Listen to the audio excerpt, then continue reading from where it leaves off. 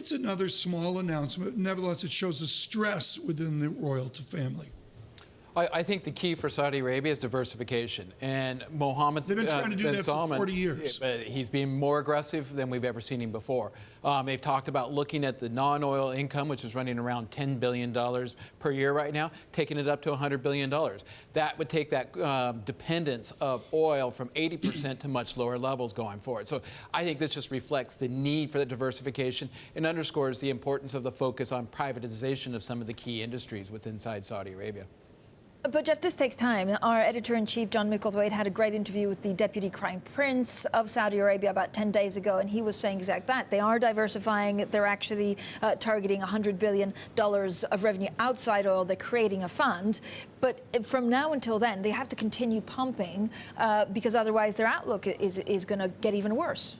Well, I think it goes to the key point there that the world has shifted because of shale. You cannot run a cartel in the current environment with the flatness of that supply curve or the fast cycle nature of shale. So what that points to is that low-cost players like Saudi Arabia need to go to capacity and grow capacity going forward. And that's really been the stated goal of not only Saudi Arabia, but most of the low-cost players within the region. So we would argue that growth through volumes is going to be key as opposed to thinking about price levels going forward.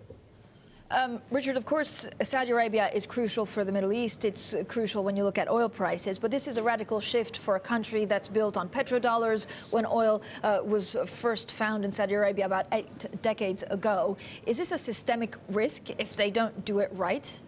I think it's a risk, but I think it also gives an indication of perhaps the future for a lot of similar sovereign wealth funds. You know, Norway's been a pioneer in this, and reprofiling away towards a more diversified global portfolio and perhaps more realistic expectations for income, I think is going to be a factor in global markets. And where these firms invest and where they don't invest will move prices. What is the geopolitics and the stance that the U.S. should take? We've had such an interesting relationship with Saudi Arabia. Where do you see that going with the next president? Well, you know, Tom, I'm going to beg off on that because I'm not an expert in anything. I would say would be uninformed. But what I will say is I think the world in the next 8 years is going to look a lot different than the world in the last 20 or 30 years. I think constellation of forces and complexity has changed, and the next president will have his or her hands full. Jeff Currie, I see this headline, Lou urges IMF to get tough on exchange rate manipulators, which goes to dollar dynamics and to oil. Do you just presume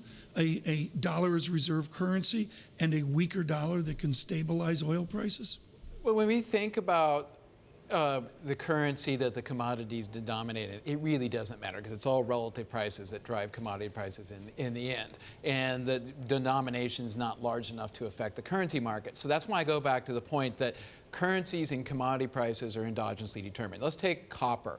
The price of copper is not so much really important as much as the price of copper relative to the price of oil in the Chilean peso. 70% of the cost of producing copper is going to be Chilean peso, which is labor, and then 30% of that is going to be energy. So that relative price differential is what matters. Right. But goes to the point, it has to be endogenously.